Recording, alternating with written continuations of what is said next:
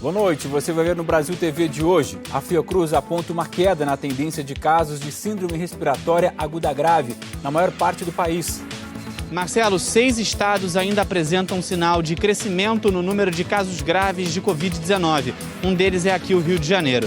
Já os detalhes no Brasil TV. A Covid afasta bombeiros do combate ao fogo na Chapada dos Veadeiros, em Goiás. E ainda você vai ver a celebração do Sairé, uma tradição indígena de mais de 300 anos. Marcelo, aqui em Santarém a gente acompanhou o segundo dia do rito religioso do Sairé. O evento conta um pouquinho da tradição indígena. Já a gente mostra tudinho no Brasil TV. Hoje é sexta-feira, 24 de setembro, o Brasil TV já está no ar.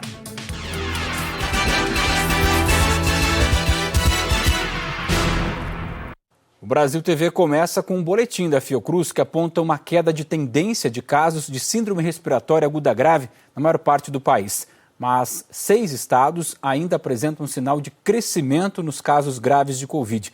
Um deles, inclusive, é o Rio de Janeiro, de onde fala com a gente agora o André Coelho. Oi, Marcelo. Oi, amigos do Brasil TV. Aqui no Rio de Janeiro, hoje, os meninos e meninas de 12 e 13 anos de idade tomaram a primeira dose da vacina contra a Covid-19.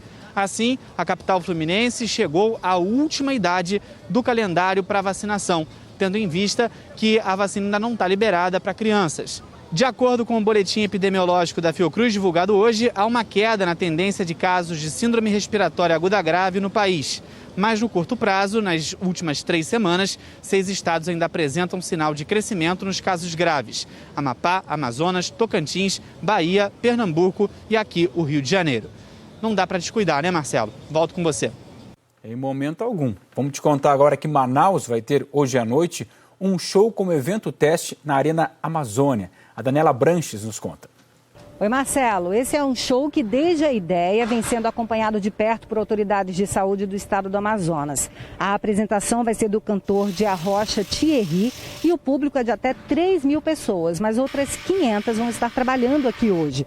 O show vai ser nessa área externa da Arena da Amazônia e, claro, quem comprou o ingresso vai ter que seguir algumas regras. Uma delas é a comprovação da situação vacinal.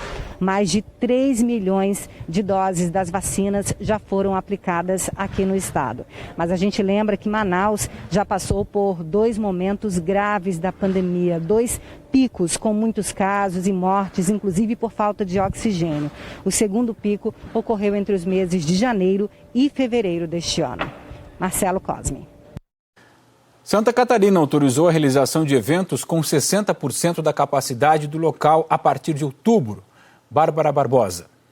Olá Marcelo. Vamos lá. Essa liberação vale para eventos sociais e eventos corporativos. Então a gente está falando de shows, apresentações, seminários, casamentos, aniversários, desde que com mais de 500 participantes.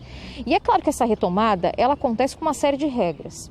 A primeira delas, o participante precisa estar ou com as 2 doses feitas ou então com a dose única, ou seja, esquema vacinal completo.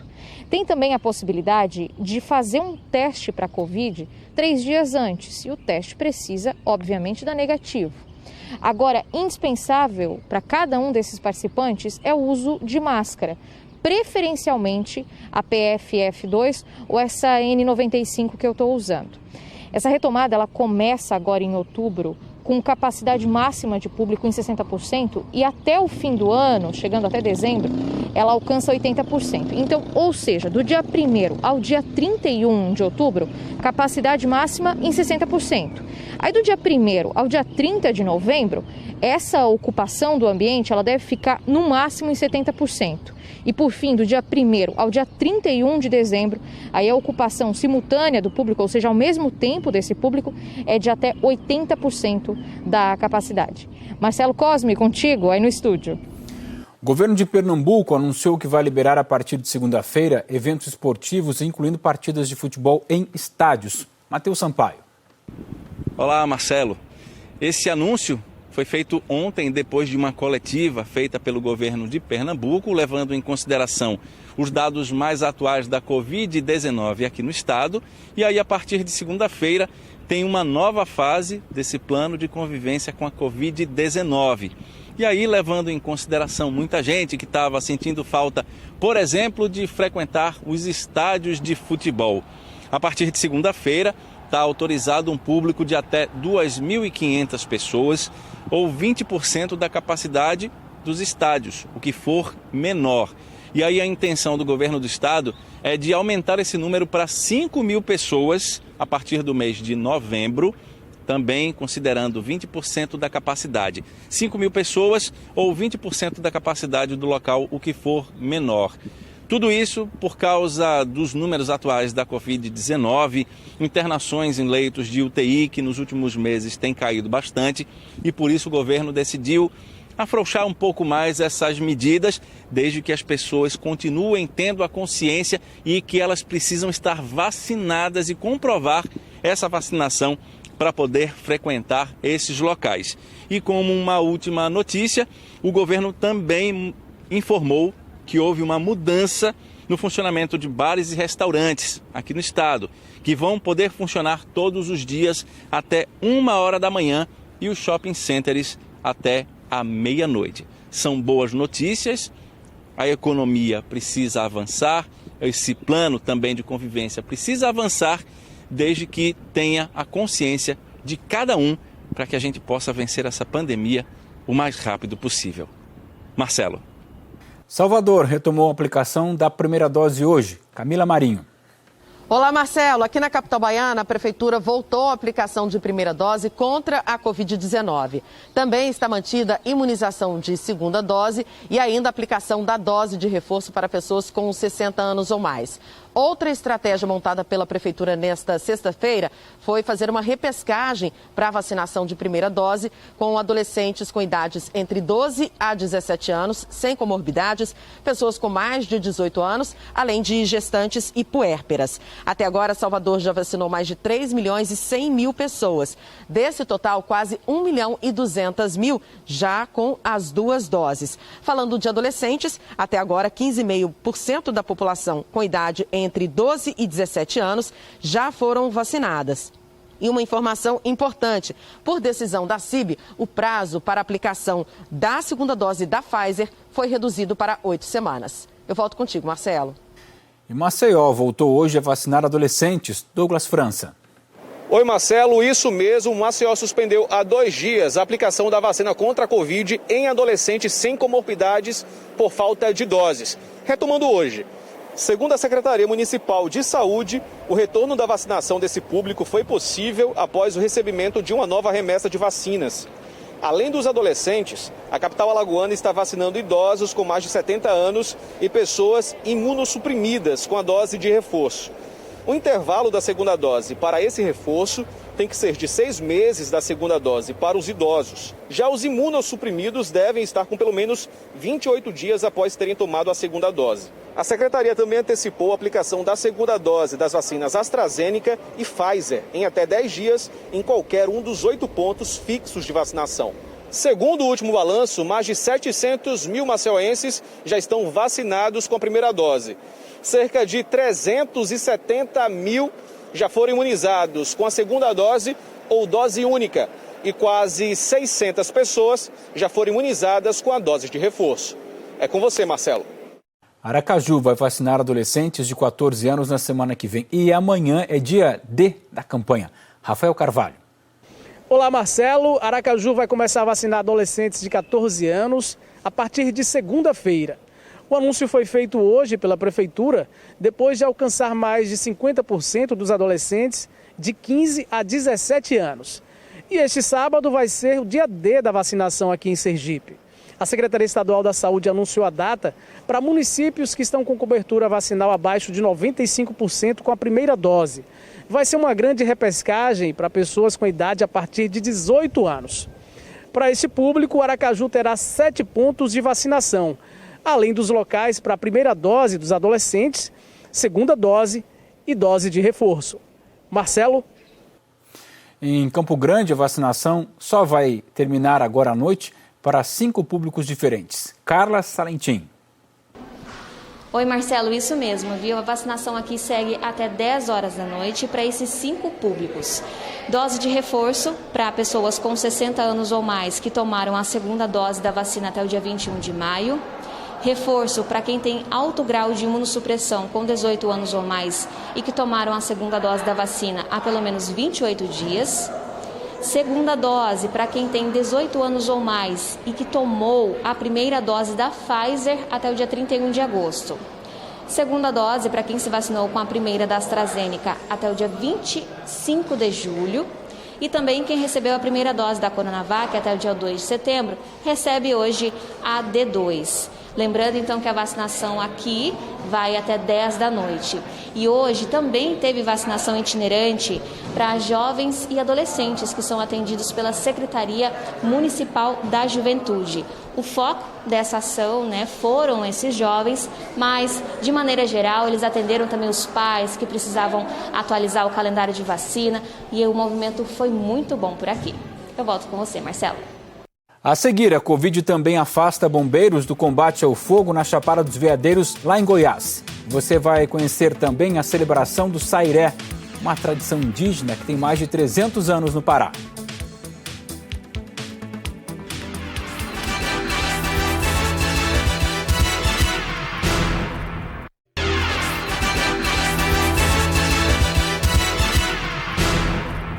O Brasil TV está de volta com uma tragédia em Esmeraldas, na região metropolitana de Belo Horizonte. Um bebê, uma adolescente e um homem morreram queimados dentro de uma casa. A principal suspeita é de que Hélio Martins não aceitava o fim do relacionamento com a ex-companheira e ateou fogo na casa. O Ricardo Soares nos explica. Marcelo, ao que tudo indica, mais um caso motivado por vingança. A polícia diz que o suspeito, Hélio Martins, acabou tocando fogo na casa para se vingar da ex-mulher. Ele não aceitava o fim do relacionamento com a Silvia Alves Pereira. Estavam separados há cerca de 1 ano. Dentro da casa estavam Hélio, 2 filhas dele de 15 anos e de 5 anos, além de um bebê de 2 meses, que é fruto de um novo relacionamento da ex-mulher dele. Hélio, a filha mais nova, e o bebê morreram carbonizados. A adolescente teve 90% do corpo queimados e foi levado para o hospital João 23 no helicóptero dos bombeiros. Os vizinhos chegaram a derrubar o portão da garagem, utilizaram uma mangueira para regar jardim, para tentar apagar o fogo. Eles chegaram antes dos bombeiros. Bom, a polícia diz que o Hélio Martins já estava separado da mulher há mais de 1 ano e ele levou as vítimas para a casa dele e ateou fogo usando combustível. A adolescente completou 15 anos ontem, no dia da tragédia. A mãe dessas meninas recebeu a notícia de assistentes sociais da Prefeitura de Esmeraldas e teve que ser levada para o hospital porque estava em estado de choque. Marcelo. Uma jovem de 20 anos morreu baleada num assalto num ponto de ônibus em Porto Alegre. Natália King. Oi, Marcelo. Olha, foi preso o homem suspeito de matar a jovem de 20 anos na parada de ônibus em frente a um shopping na Zona Sul aqui de Porto Alegre. Ele já tem passagem pela polícia por roubo. O crime aconteceu ontem à noite, quando Cristiane da Costas dos Santos esperava o ônibus em frente ao shopping. A jovem estava na parada quando foi surpreendida por criminosos armados que anunciaram o assalto.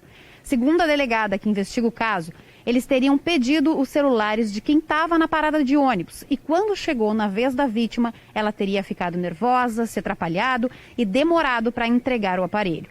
Com isso, acabou sendo alvejada no peito e os criminosos não levaram o celular dela. Cristiane chegou a receber os primeiros socorros de policiais militares que estavam próximos, mas não resistiu aos ferimentos. Segundo familiares, há 6 meses, a rotina de Cristiane era do trabalho para casa, onde morava com a mãe e estudava para tentar uma vaga na universidade. Agora, a polícia investiga o caso, que está sendo tratado como latrocínio. Marcelo. Agentes da Receita Federal e policiais federais e militares fizeram uma operação hoje em Foz do Iguaçu para apreender produtos que entram ilegalmente no país. Marcos Landim. Oi, Marcelo. O alvo dessa operação foi o comércio de produtos contrabandeados da Argentina para o Brasil. vinho, azeite e cerveja foram apreendidos numa feirinha que fica aqui em Foz do Iguaçu. De acordo com a Receita Federal, esses produtos entram pela fronteira em pequenas embarcações e depois são revendidos no comércio local. A Receita afirma que várias quadrilhas atuam de maneira organizada na barranca do Rio Iguaçu. Esse ano é a terceira vez que nós vemos aqui. Cada operação dá cerca de 50 mil dólares em mercadorias retidas, né? As mercadorias retidas elas vão gerar um auto de infração em nome do responsável, do proprietário da mercadoria, né? Então ele vai ter um processo administrativo fiscal em seu nome e uma representação fiscal para fins penais no seu nome também. Essa é a terceira operação só nesse ano. Em 2021, mais de 26 mil vinhos contrabandeados foram apreendidos aqui na fronteira. Esse número é quase 3 vezes maior do que em todo o ano de 2019, quando as fronteiras estavam abertas. As mercadorias apreendidas foram encaminhadas para o depósito da Receita Federal e agora devem ser destruídas porque não passaram por nenhum tipo de inspeção sanitária. Marcelo. Em Vitória, a Polícia Federal mirou a imigração ilegal para os Estados Unidos. Roger Santana.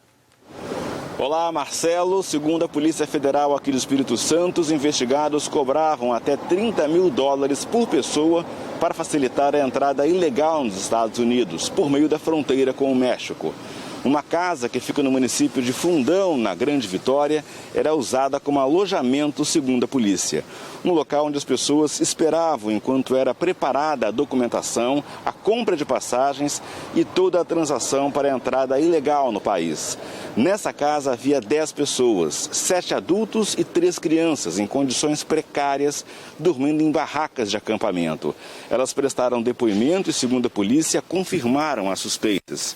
Também foram recolhidas novas provas para incluir na investigação.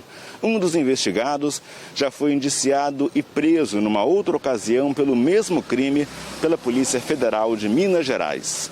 Volto com você, Marcelo Cosme. A Polícia Civil do Maranhão prendeu hoje um policial penal numa ação contra uma organização criminosa que favorecia detentos em São Luís. Alex Barbosa. De acordo com as investigações, a organização criminosa oferecia vantagens para presos do sistema carcerário de São Luís. Segundo a Polícia Civil, o grupo recebeu propina de presos para facilitar a entrada de aparelhos celulares dentro do complexo penitenciário de Pedrinhas entre 2019 e 2021. A suspeita é que o grupo também tinha influência sobre processos de saídas temporárias indevidas. As investigações apontaram que 2 policiais penais e os parentes de um deles teriam envolvimento ainda com extorsões praticadas contra presos. Um dos policiais e 2 parentes dele foram presos na operação, que foi coordenada pela Superintendência Estadual de Prevenção e Combate à Corrupção. Todos foram encaminhados para o sistema prisional de São Luís. Marcelo Cosme.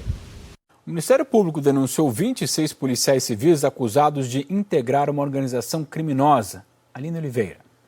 O Ministério Público do Ceará denunciou 32 pessoas, entre elas 26 policiais civis, sendo 3 delegados, 22 inspetores e um escrivão. Segundo os promotores, eles agiam na divisão de combate ao tráfico de drogas aqui em Fortaleza. A investigação durou pelo menos 3 anos e, conforme a denúncia, os crimes foram evidenciados a partir de dados extraídos de aparelhos celulares apreendidos em 2 operações. Uma que aconteceu em 2017 e outra que foi deflagrada em 2020 e que ainda está em andamento. A denúncia diz que as ações criminosas também foram comprovadas a partir de interceptações telefônicas feitas com autorização judicial. Os analistas de inteligência da polícia ouviam os traficantes interceptados e repassavam o conteúdo para os policiais de rua e também para os delegados, como é de praxe nesse tipo de investigação. E os policiais civis passavam a abordar os traficantes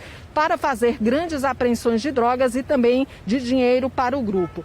Tudo isso com a conivência e proteção dos delegados, segundo o Ministério Público. O processo, com quase 300 páginas, aponta os crimes cometidos pelos policiais civis: extorsão, tortura, tráfico de drogas, usurpação de função pública, abuso de autoridade e favorecimento pessoal. Aline Oliveira, para o Brasil TV. Veja essa história. Um homem que pagou R$60 por um diploma falso para atuar como médico também foi denunciado pelo MP do Amapá. Karina Rodrigues. Olá, Marcelo. O Ministério Público do Estado do Amapá denunciou por falsidade ideológica e uso de documento falso Gideão Vanderlei da Rocha, de 37 anos. Ele responde pelas práticas desde que foi preso em Macapá por usar um diploma falso para obter a carteira do Conselho Regional de Medicina do Amapá. Quando foi detido no dia 7 de julho, confessou que comprou o documento por R$ 60. A denúncia pede a reparação financeira pelos danos causados pelo uso de diploma falso. O caso foi encaminhado ao Judiciário, que avaliará se Gideão vai ou não virar réu. O acusado responde em liberdade desde que teve a prisão preventiva revogada no dia 4 de agosto. Agora vale ressaltar que Gideão já havia sido preso em 2014 no estado do Pará, após usar documentos falsos para atuar como médico, inclusive usando o registro profissional de outro médico de Mato Grosso do Sul. Nós não conseguimos falar com a defesa de Gideão. Marcelo, é com você.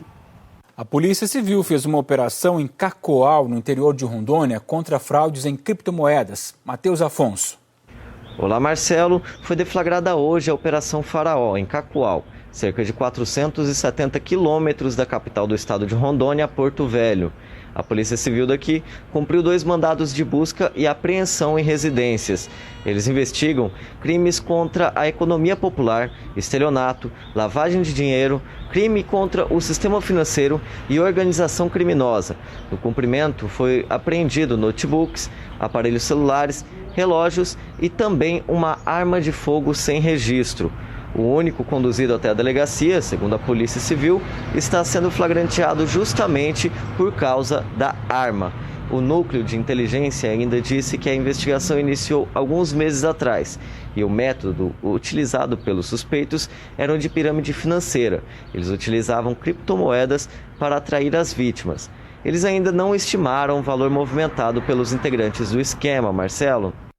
Um adolescente de 14 anos que cumpria medidas socioeducativas foi assassinado por um colega de quarto em Marabá, no sudoeste do Pará. O Adriano Baracho nos conta. Oi, Marcelo. O caso foi registrado na madrugada de hoje no Centro de Internação do Adolescente Masculino, aqui de Marabá, na região sudeste do estado. De acordo com informações da Polícia Civil, um adolescente de apenas 14 anos de idade foi morto por um colega de cela de 17 anos. Ainda de acordo com informações da polícia, o autor do crime usou uma lâmina de barbear para atingir a vítima, que sofreu cortes nos pulsos e também na região do pescoço, e não resistiu aos ferimentos. Uma equipe do IML foi acionada para fazer a remoção do corpo da vítima do CIAM aqui de Marabá. O autor do crime, mais um adolescente que presenciou como tudo aconteceu, foram encaminhados aqui para a delegacia do município para prestar depoimento. A motivação do crime ainda é investigada. Volto com você, Marcelo. Bombeiros do Mato Grosso tentam apagar queimadas no Cerrado e no Pantanal. Carlos da Cruz. Oi, Marcelo. Em Mato Grosso, bombeiros combatem 2 incêndios de grandes proporções no Pantanal e no Cerrado. Em Nobres, o fogo consumiu 6.000 hectares até agora. O combate é feito com abertura de trilhas na mata e com o apoio de aeronaves. Na aldeia Umutina, região do Pantanal em Barra do Bugres, o fogo também segue sem controle. O local é de difícil acesso e preocupa os moradores.